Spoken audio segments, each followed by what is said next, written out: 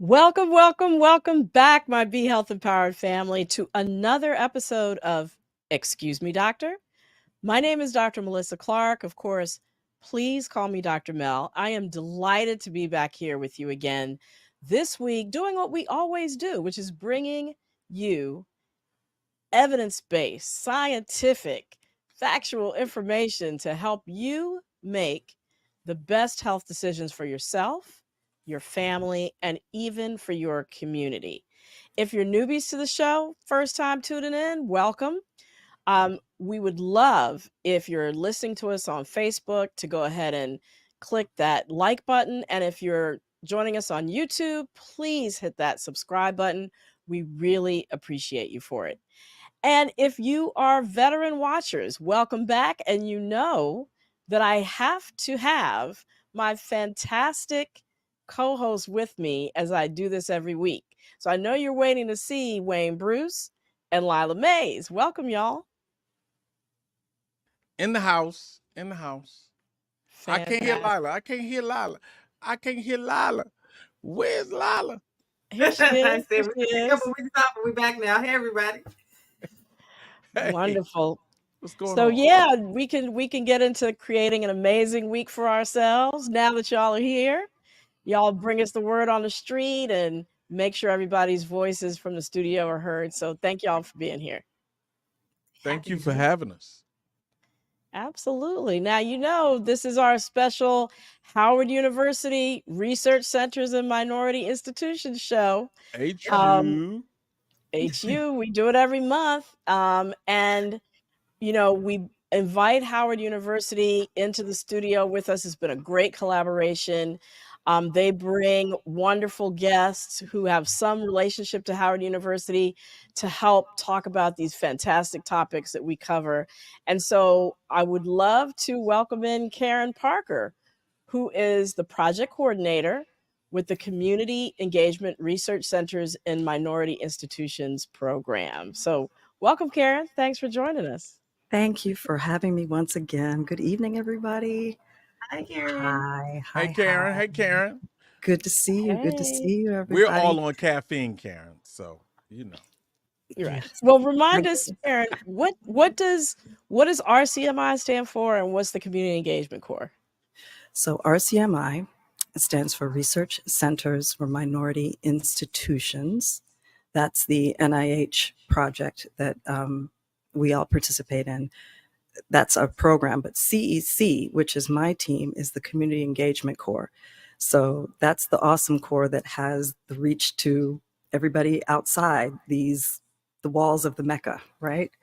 So what we are charged with doing is making sure that the research that is RCMI supported, that is done at Howard, is relevant to our communities and what our community says they need us to take a closer look at. So we do a lot of listening and then a lot of sharing when we have results to share, like tonight. So happy to be here and do this with this team. Which is a revolutionary approach to research, y'all. I just want y'all to know that. You know, normally it's, you know, the institution tells you what they're doing. This is the opposite. They listen to the community, they bring them in, they focus on what the community finds important. So fantastic. So love it. Best job I've ever had. Yeah, fantastic. So, hey, what are we talking about tonight, y'all? So listen, there's Pele, there's Kirstie Alley, Daryl Strawberry, Audrey Hepburn, Eartha Kitt, Tina Turner. Do y'all know what all these people have in common? All superstars. They superstars. That's true. Let me add one more. Chadwick Boseman. Oh, my man. Yeah. Forever. Any guesses? Did they all have cancer? Like colorectal cancer or They did. Wow. That's right. And that's why we're wearing blue. Right. Because that's exactly right. Statistics show that, you know, colorectal cancer was what all these celebrities actually had in common. That was why they died. And even though there are new cases of colorectal cancer actually going down every year, what we do know, for example, with Chadwick Boseman, is that colorectal cancer actually affects Black people out of proportion to our numbers in the population. And it's also being diagnosed in people at younger and younger ages. As a matter of fact, they dropped the age for screening, for starting to screen for colon cancer, to 40 because of this uptick. And it's now the leading cause of cancer death in men under 50 and the second leading cause of death in women under 50. So Wow. it's kind of out of control now. It is out of And so control. that's why we thought it was really important to talk about it tonight. Indeed. So the reason that we're all wearing blue is that March is Colorectal Cancer Awareness Month, and the advocacy color is blue. And that's what our Excuse Me Doctor episode is this evening. So we're going to collaborate with everyone you see on this call, and we're going to sound the alarm. Yes. Right. And so the show today is entitled Straight Talk About Colorectal Cancer. We're going to cover why colorectal cancer is on the rise, why Black people are affected more, how to prevent it, and what you should know if you're trying to navigate the disease. So we have two incredible guests. I'm going to start off with introducing Dr. Adeyinka O.Laiyemo, who's a full professor of medicine at Howard University College of Medicine. He's a gastroenterology specialist, and his research interest is in colorectal cancer prevention and reducing colorectal cancer disparities among vulnerable populations. Welcome, Dr. Laiyemo. Thank you so much for being here with us tonight. Oh, thank you very much, Dr. Mel. It's truly an honor to be part of your show. Thank you. As well, we have Dr. Tracy Faulker, who is also a Bison. Full disclosure, she and I were Bison together starting. So she has her doctorate in pharmacy. She is a pharmacy scientist and patient concierge or navigation specialist. She has a lifelong navigation experience, and she has worked with patients as they manage various cancer diagnoses and terminal conditions. Welcome, Dr. Faulkner. Very happy to have you this evening. Great. Well, you know what? I'm going to start off with Dr. Laiyemo, who we already talked about has this focus on colorectal cancer research. Can you tell us a little bit about why did you choose colorectal cancer research? Why is it important to you?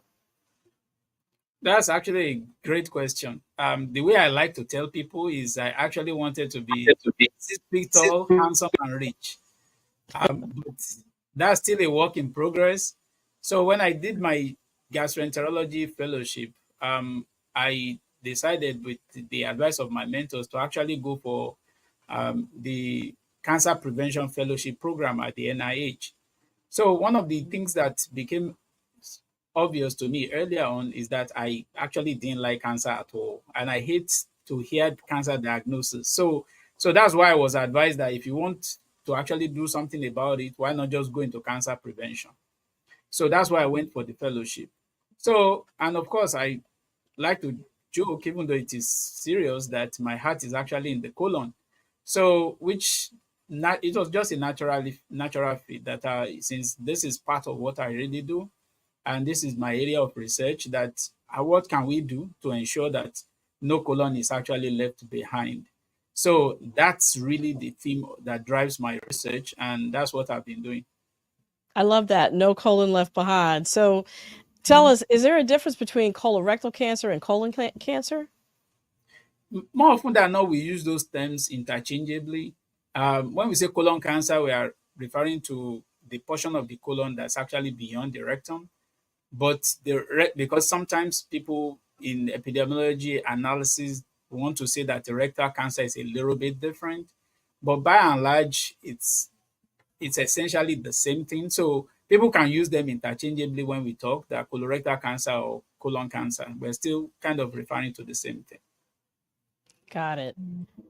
That was one of my questions because I just never had clarity on that. Thank you for clarifying that, sir. Let's bring Dr. Faulkner into the conversation. Can you tell us what you do as a patient navigator, please? Okay, absolutely. A patient navigator, in simple terms, is someone that helps you journey through your medical condition. Since we're talking about colorectal cancer, I'm going to relate it to cancer. So, say for instance, a patient navigator such as myself, and there are lots of them all around the country, essentially they work in outreach, starting with prevention, making sure people have adequate screening. And then with that screening, if there are any abnormal findings, making sure they have the appropriate testing they need. And if that is a diagnosis of cancer, then we help you to sort of decide, first of all, understanding what your disease is. And as I like to say, I like to make everyone an integral part of their own healthcare team. So we need to do what we can to help you through the process of prevention, or if there is disease, to treat that disease, tackle any barriers you may have, and we'd like to see you to survivorship. Unfortunately, sometimes it is end of life. Thank you for making that clear. Dr. Laiyemo, I'd like to take it over to you if I could. Is there a reason that Black American populations, men and women, have a higher incidence of this type of cancer? That's a great question. There are certain elements that want to suggest that maybe it's related to our body, our biology, our makeup. But research continues to show that if there's that difference, it's probably small as compared to social and implementation of an uptake of evidence-based process to actually reduce the chances of us getting cancer. What do I mean by that? We have studies upon studies showing that if African Americans get the same care and they get the same treatment as the Caucasian population, the risk of cancer actually goes down, and it approximates the same thing for everybody. So what then may be the reason? We do know that African Americans and by this I mean people of African descent also, there's always it's not very common for people to want to discuss cancer diagnosis. And sometimes it's because people are not aware, and sometimes it's because they are scared to actually have that conversation take place. So if you don't know your family history, then you are not going to take the appropriate steps. And this is crucial because in families where they may have cancer, people in that family have a higher risk of cancer. So the conversation must take place. So let's take, for example, and I'm going to use a practical example. Take in the case of somebody who has cancer diagnosis in the family, in the father or the mother at age 40. People in that family cannot wait to be 40 to be screened. They have to be screened 10 years earlier. So that means they have to be screened in their 30s. So if I'm to put it, I'm going to say, number one, the conversations that need to take place is not taking place as much as we want it to. And also people are not getting the care that they need or the screening that they need to actually mitigate this risk. It's when we take care of all those, then we can start thinking in terms of, is it biology? Right. So if somebody doesn't have health insurance, for example, that's the simplest one. And of course, the complex one at the same time, given our healthcare delivery system. If you don't have health insurance, you are not going to be screened because you can't go to the emergency room and say, hey, screen me, please. Right.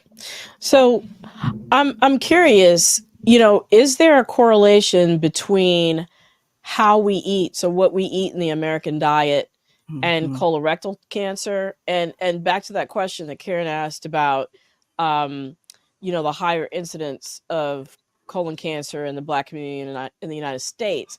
How does that compare to colon cancer in Black people outside of the United States, for example, in different African countries, again, correlated to the difference in diet? So studies have actually shown that those who eat a lot of fruits and vegetable type diet that the risk of colon cancer is actually lower. And those who eat a lot of red meat or processed meat, the risk of cancer is actually higher. So even though people sometimes want to say maybe it's because people live longer in the United States and maybe they don't live as long in, in say Africa, where the risk of colon cancer is actually lower. But if you do even age adjustment, you still see that difference. So it's not just because some people are living longer. No.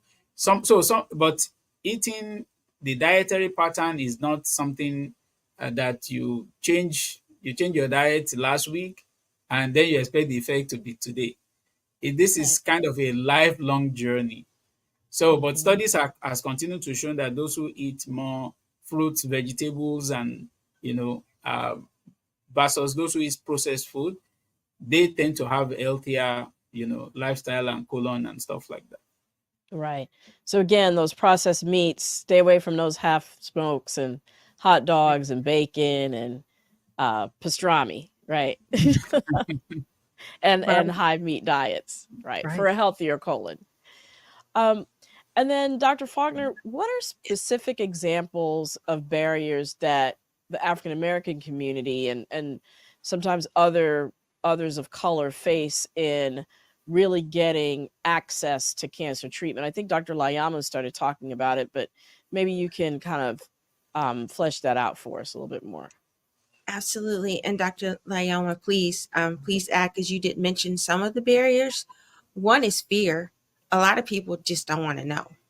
That's right. They may not have a clue, oh, that won't affect me. And as we know, knowledge is power. Um, Another barrier is language. Sometimes there's a language barrier in receiving care. Also, is a person going to be compliant? Are they actually going to keep their appointments? If you have a colonoscopy, which is one of the screening tests that you have, are you going to follow up, or does the office actually follow up with you regarding those results? That's one. Also, if you do have a diagnosis of colon cancer, are you going to actually accept treatment and then be on a regimen to receive that treatment in a timely fashion? Are there barriers regarding employment? I don't have time for this. It's a financial burden or barrier. Also, patient history, family history, not knowing your family history, like Dr. Lyoma talked about. Um, and And again, that's not always possible. For example, if you're adopted, but really sort of putting the jigsaw puzzle pieces together, like Dr. Layama was saying, if your parents had cancer, a colon cancer in their 40s or even 50s, you need to start getting screened even younger than that. absolutely. And maybe Dr. Layama may discuss this. Now there are ways of determining a genetic component. If you don't know your family history, there is also that option. So those are just some. And it's a matter of, okay, if chemotherapy is scheduled for, let's just say Monday, Wednesday, Friday, well, how am I going to get there? Is there an issue of transportation? And you'll see in my talk that we try to make sure we do everything we can to make sure that you receive the treatment that you need, whether it's transportation, whether it's care for young children, or if you are involved in elder care responsibilities, making sure that your support system is taken care of as well as you. Can patient navigators help with any of those barriers? Absolutely, they can. Now, every cancer center is different. Sometimes people receive these diagnoses in a private practice setting. So patient navigators are different. Some cancer centers have their own team of people that this is what they do, whether it's one person or multiple people that take care of every aspect, whether it's financial, treatment, resources, all those things are taken care of by maybe a group of people. Sometimes it's outsourced through the American Cancer Society or the National Cancer Institute. Since we're talking about colorectal cancer, the Colorectal Cancer Alliance also is a wealth of information and their sources. There's also private funding. If people have a fear of, well, I don't have insurance, um, there there are funds available, whether it's private funding, or actual funding through um, HRSA, I think, which is the Health Resources Services Administration. There are ways of making sure that you receive what you need in a timely fashion. That's great to know. Absolutely. I'm really glad that we had you on the show. It's like you have to work hand in hand with these providers. It's a team effort, isn't it? Yes, it is. And the patient navigator is just one part. Some people refer to us as patient advocates. Some centers have case managers, or social workers. There's so many different names, but we all have the same common goal, is to make sure that the patient receives what they need in order to go through the Mhm. process of having treatment. And unfortunately, sometimes there are even clinical trials. You may be eligible for a clinical trial. And again, your centers would know about these things. But again, we all work together as a team around the person. So anything, ask whatever you need. If I or someone like myself isn't able to help you, we can find those resources or people to help. That's great to know. Thank you so much for that. I want to take it back to Dr. Laiyemo, and this is a painful question to ask because just in the past 5 years, I've lost two very close friends to this horrible disease. Of course, you mentioned the other well-known folk, Chadwick Boseman. They were very young. Why is this happening to people so young? Can you tell us a little bit about that? Has there been research? That's a big elephant in the room that we don't know the answer to, and that's why a lot of research is being done now, in terms of trying to figure out, like Dr. Mel mentioned at the beginning, that you see improvements in those who are older, but then you see an uptake of colon cancer among those who are younger. So one of the things that it's actually difficult to actually tease out in terms of the real causes of this. But one thing that we do know is that when people present with symptoms in the past, we used to just say, if say, let's say, for example, somebody presents with bleeding, sees blood in the stool. For young persons in the past, we used to think, well, maybe this is just coming from hemorrhoid or pile, as they say, or dysentery or something like that. But we do realize that many a time young people also, when they have symptoms, they tend to just say, this is nothing. By the time they are presenting to their doctor for evaluation, many a time it has gone far. So in terms of strategy, it is, don't ignore any symptoms. You know your body better. If you are losing weight that you can't account for, you are seeing blood in your stool, or your bowel habit is changing, don't ignore that you are only 35 years old. Don't ignore it, because it may be symptoms of something greater. As per to be able to say maybe it is this one cause, we really don't know. And the challenge with younger people who are younger than 50, before the recent change in recommendation, is that this population is not screened. Okay, screening in the past was from 50 and older. In African Americans, is recommended to be screened from 45. That's a while back. But American Cancer Society in 2018 now said everybody should be screened from age 45, even though in terms of the overall yield is lower, but there's benefit in it in people being screened earlier, given the uptake or increase in colon cancer among young population. So if there's anything to take away from this, it is, number one, discuss with your family members. Because those who have family members, especially at young ages with colon cancer, they still have a higher risk of colon cancer. It always breaks my heart anytime I see somebody whose father or mother had colon cancer and they are showing up in their 50s and 60s for the first time for colon cancer Right. screening. It shows the information is not there. I mean, and it's not good, because regardless of who has colon cancer, if it's your first degree relative, screening should start either at age 40 or 10 years earlier than the index case. So if somebody, say the mother had colon cancer at age 65, screening should still begin at 40. It's just the modality that will be different. If somebody is now at 45 that they are diagnosed with colon cancer screening should start at 35, 10 years earlier. So it is either 10 years earlier or at age 40, depending on what is earlier. See, so that's the key part. So when you say, just to be clear, when you say index case, you're talking about the person in the family who had it before. Exactly. Yes. Okay. Right. So Yeah. when would this conversation come up? Like when the doctor interviews a patient about their medical history? I think we should start it from the family. You know, like charity that they said begins at home. The colon cancer conversation should begin at home. If anybody is diagnosed with colon cancer in the family, let the family members know.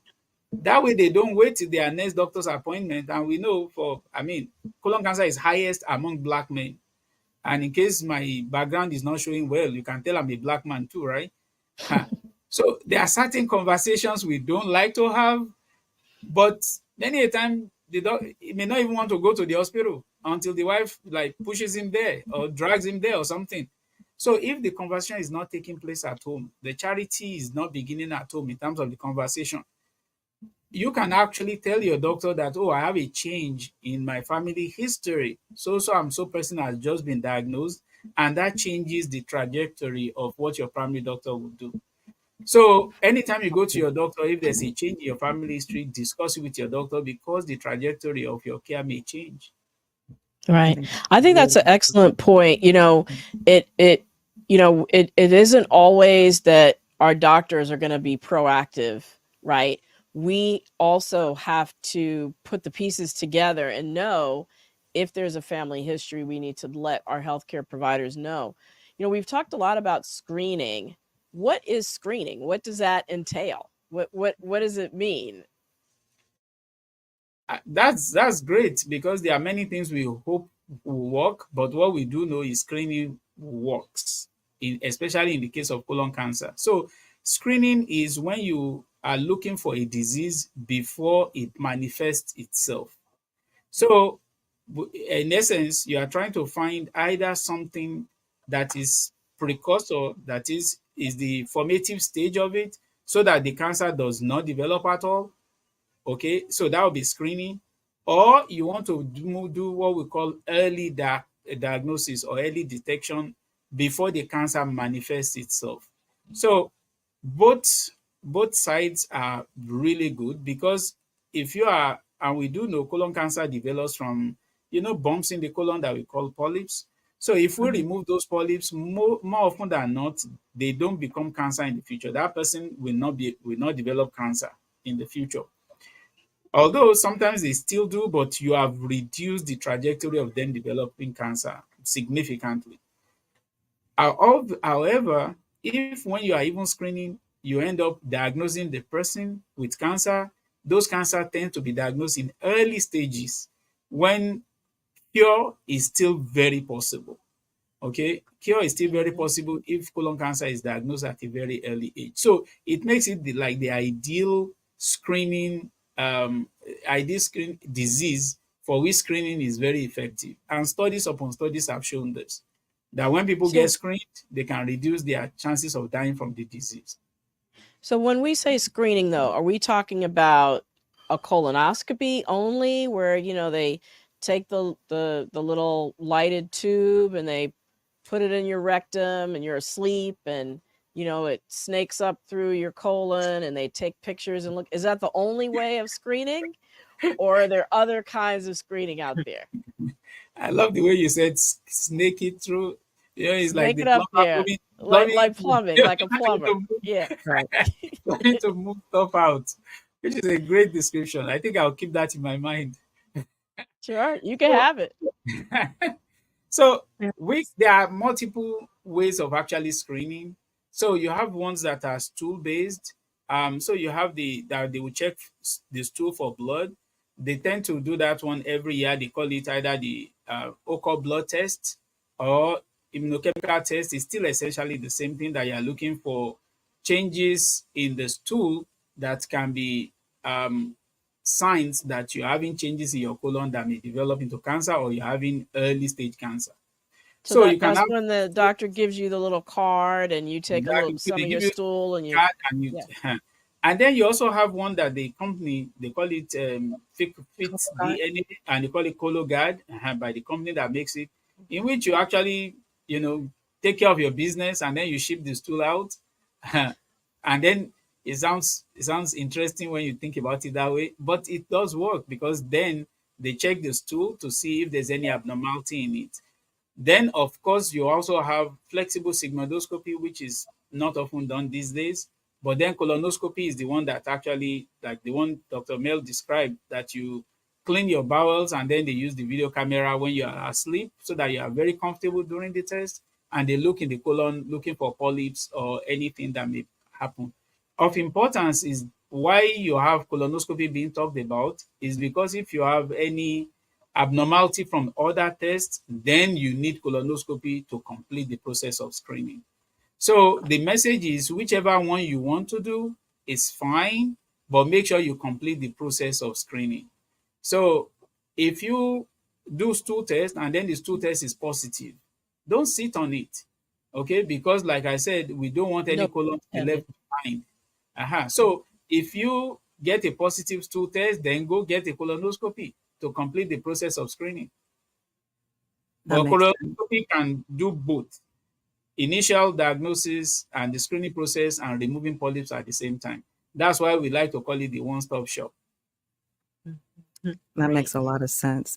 Now, I want to just kind of go backward a little bit because we were talking about it before, but I want to make sure that I have this straight because you brought in another point, Dr. Laiyemo. What are the signs that people should be looking out for that would get them to start having this conversation about, I need to look a little bit more closely at this? You talked about changes in the stool. You talked about bowel, difference in your bowel habits. Is there anything else that Okay, people so should be, can you name maybe 4 or 5? The number one thing is as you are getting older, because the number one predictor of people getting cancer is aging. And not too long ago, I used to tell people I'm getting older, and the guy told me, he said, well, getting old is a privilege not given to all. And I'm like, wow, I can't even floor that statement. So it's true. it's It is true, true. because getting old is a privilege not given to all. So as we get older, the chances of getting cancer increases. So even if you have no symptom and you are 45, you should begin screening. So that would be number one. And then for those who are younger, okay, because once you begin the process of screening, you're already in the system to protect your colon from colon cancer. But for those who are younger or at any point in time, if you notice you are seeing blood in your stool, okay, don't just ignore it that maybe it's just hemorrhoid. Don't do that. Don't assume. I mean, in my Yoruba background, there's an entity they call jedi, which nobody can really explain what that means. They put everything in it, whether it is blood in stool, whether a man that cannot do 12 rounds overnight, they put everything in it and they call it the same thing. So everybody has some problems in terms of defining what will tilt you over.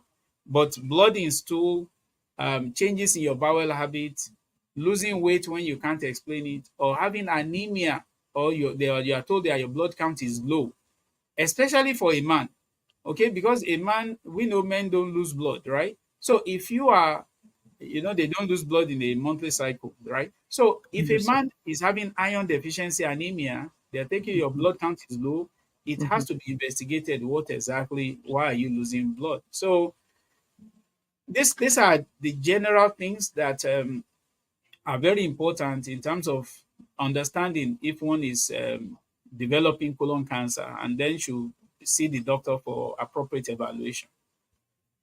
Thank you. That is a great rundown, Dr. Laiyemo. And just also to add around the change in your bowel habits. So like if the appearance of your stool, gets narrow, right? If the actual look of what your stool is shaped, the shape of your stool changes, that's also included. So Dr. Faulkner, what happens when a patient finds out, they're gone through this process, they've been screened, they get the unfortunate news that they have this cancer diagnosis?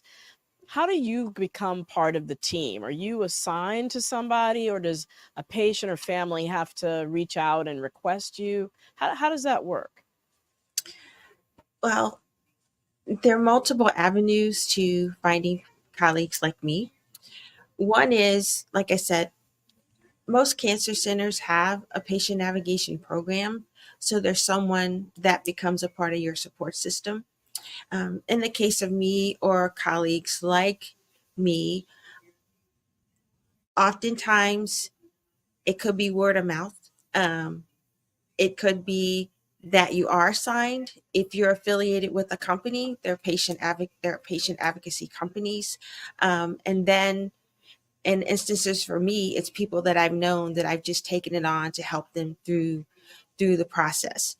There's some that are paid out of pocket. Some are covered by insurance. It just depends on a lot of different standards. But the first thing is, let's just say someone has the unfortunate news of having a diagnosis of colon cancer or colorectal cancer. You want to make sure that the patient understands that, listen, do you understand your disease? There, and Dr. Loyola can say this, there are positives and there are negatives. What are the pros and cons? What are your treatment options? You decide again to make sure that a patient is informed and they make a decision that works best for them. And then we as a team, whether it's the gastroenterologist, Dr. here, your primary care physician, internal medicine, the oncologist, if it's surgery, all these people get together. And again, when you're informed of this, then you make the decision that works best for you and how And you want should people seek out cancer centers that have patient navigators? So even if they might be diagnosed at one place, actually seek out, uh, hospitals that have a patient navigation program? Well, it's kind of up to the person once you inform them. Like I said, some centers have it, others may not, but that's when the American Cancer Society is an integral part during this process. They're actually available 24/7. There's a 1-800 number for them that you can call. They have folks that'll help you. Now, again, navigators, we can't give medical advice, but we can provide the resources and kind of help you through, whether it's a person that survived, that's a survivor, they may be able to and tell you what their experiences were like. They're financial navigators. They're, again, patients that are survivors, or those who have lost family members to the disease may also be a part of your support system. A couple other agencies I'd like to talk about, and I had permission to disclose the names of those companies. There's the Greater Advocacy Network. There's American Cancer Society, National Cancer Institute, Cancer Information Services, like I said, the Colorectal Cancer Alliance. There's also a company called Patient Navigator, LLC, the National Association of Healthcare Advocacy. The OMA Foundation is a foundation here in the Washington, D.C. area that works specifically with young adults with cancer. Okay. Of course, there's the City of Hope. I mean, there's so many all around. Okay. Well, that's good to know. That's good to know. Thank you. And then, Dr. Loiyemo, we talked about genetic testing earlier. Actually, Dr. Faulkner mentioned it. Is there genetic testing that can determine whether a person has a possibility of colorectal cancer sort of in advance? Some of those, that's a great question, but it's an evolving field. Some of those things is still like trying to look for something really tiny. There are certain things that we do know that are associated with increasing genetic propensity to develop colon cancer. For example, if you have familial adenomatous polyposis, if they find that in your genes, but for the as a screening for the general population, it won't be advisable because you're just going to have so many things that you won't be able to interpret. But the Okay. easiest one to start with is actually talking with your family, which does not even cost anything except a phone call. Right. Right. So that would be the initial starting point, rather than going the route of trying to find everything in your genes, which will just scare everybody, make everybody go bonkers. So Okay. All right. Yes. You were going to say y- something, Dr. Faulkner? Yeah, question I have is what about people go to Dr. Google all the time? You as a gastroenterologist and specifically related to your research in colorectal cancer, what about advertisements for virtual colonoscopy? Do you have any expertise regarding those?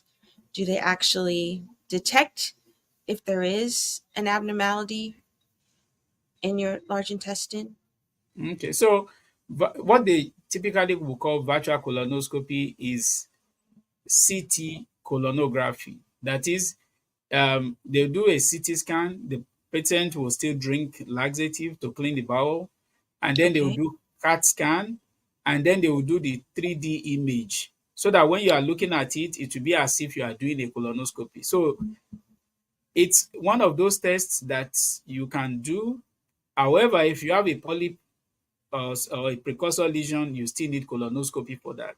It's one of those recommended screening tests, but it's not widespread done, because one of the things that discourage people the most is because of the laxative they have to drink for colonoscopy. So if you have to Right. drink the laxative for this test, and then you are still going to get, exposure to CT scan, but then if they find a polyp or something, then you still need to go and get colonoscopy itself to get And it you got to removed. So you got that's to the take a dose.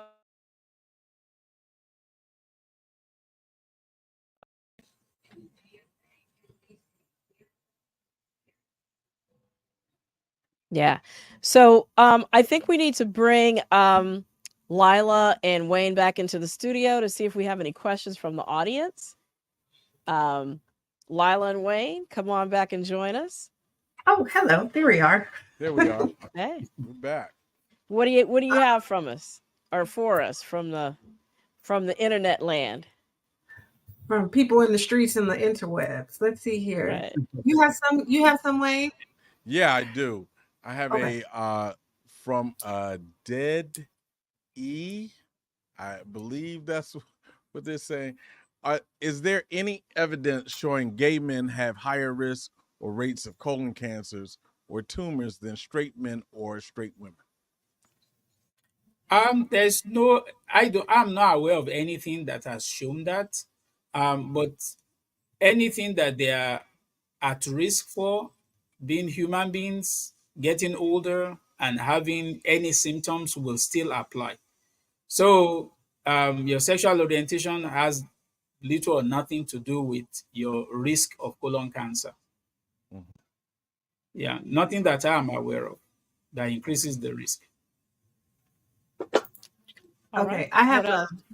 I have more. However, that said, for in terms of the anal, because we are talking colorectal, okay, Mhm. so anal may be a little bit different because that's not classified as colorectal.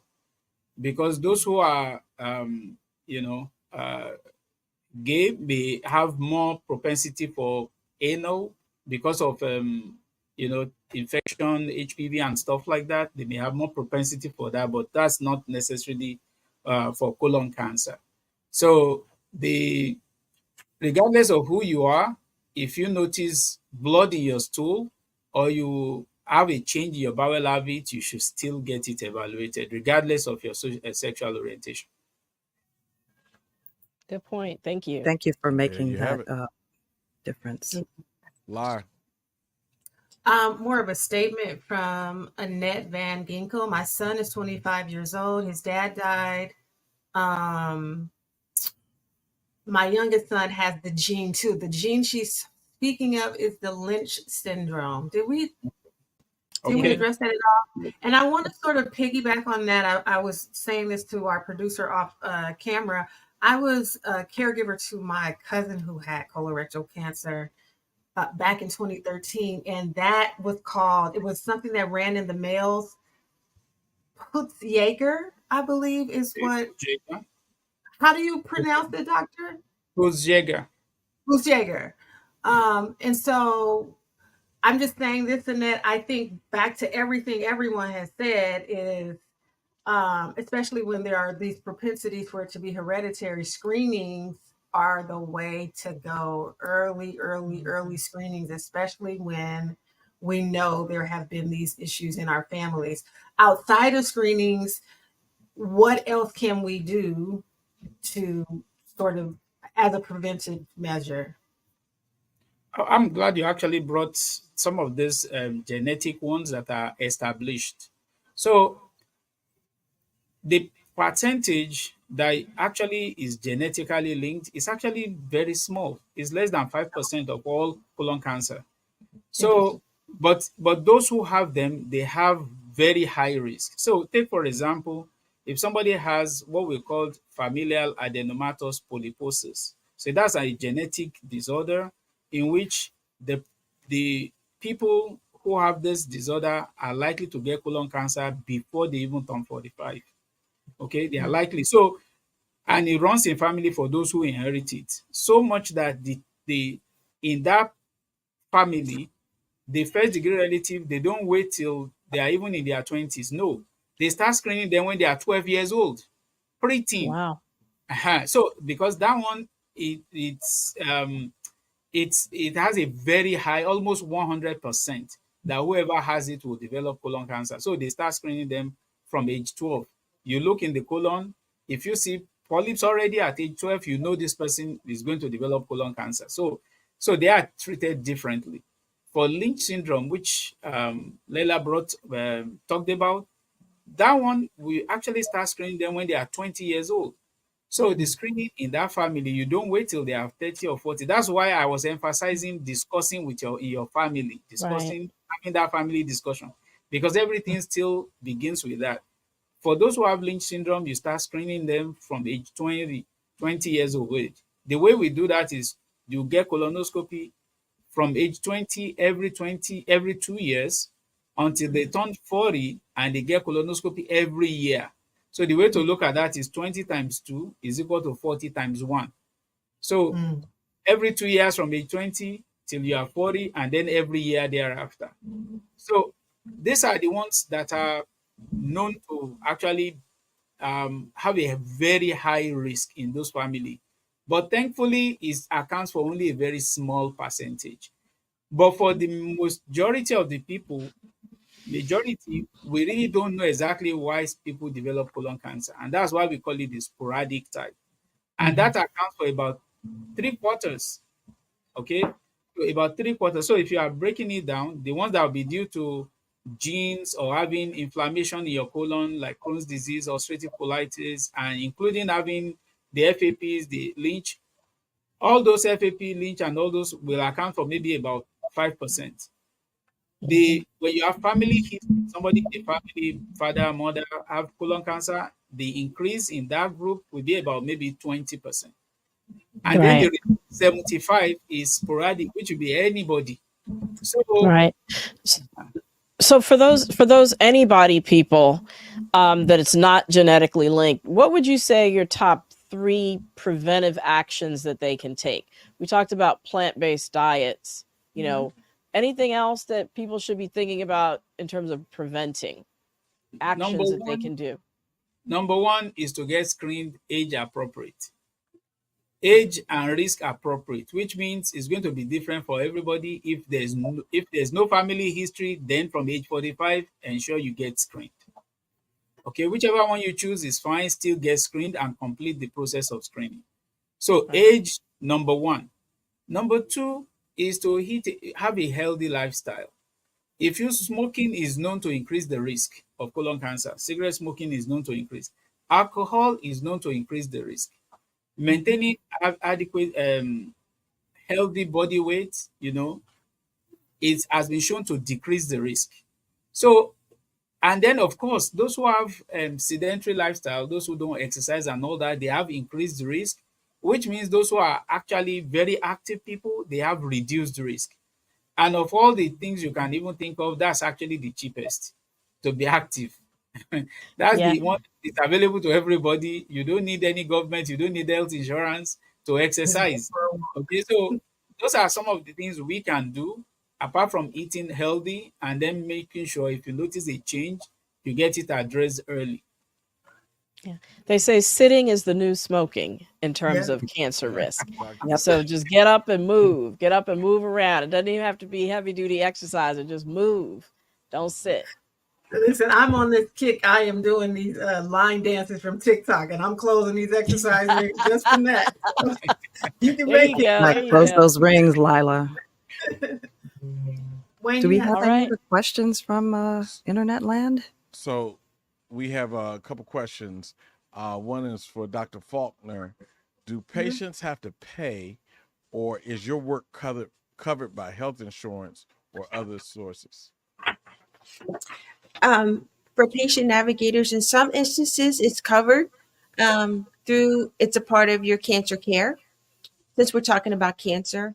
In some instances, families choose to hire a private duty person to help them through the process. So it just depends. However, in most instances, like say for instance here in Washington D.C., we have the Ralph Lauren Cancer Center for Prevention. That is a part of Georgetown Lombardi Comprehensive Cancer Center. Uh, we didn't talk about Dr. Harold Freeman, but if any of you ever do a Google search of Dr. Harold P. Freeman and his oral history, he talks about how he developed this program. He's a Black physician. He worked in Harlem Hospital, and he noticed back in the 1980s, why is everybody coming with breast cancer and it's so far advanced and they're not getting screening? So he was able, as when he was president of a cancer organization, the American Society of Clinical Oncology, he was able to approach the president of the United States and talk about the need for care for the poor. So there has been funding since around the year 2000, although his program started back in Harlem in 1990. So there's funding around throughout the country. So it's not always a financial burden to someone with cancer. There are ways for them to receive the care they need, and they don't have to come out of pocket for that. In some Is instances, just say, if you're having cancer care, I know someone had prostate cancer, they were offered meals. Healthy choice meals based on their diet preferences. Someone that's vegetarian, they offer them culturally sensitive meals. Some instances, a person may need a gas card for gasoline or transportation, like a Uber or Lyft. All those things are available, whether it's through public funding or private funding. So in most cases, you don't have to pay.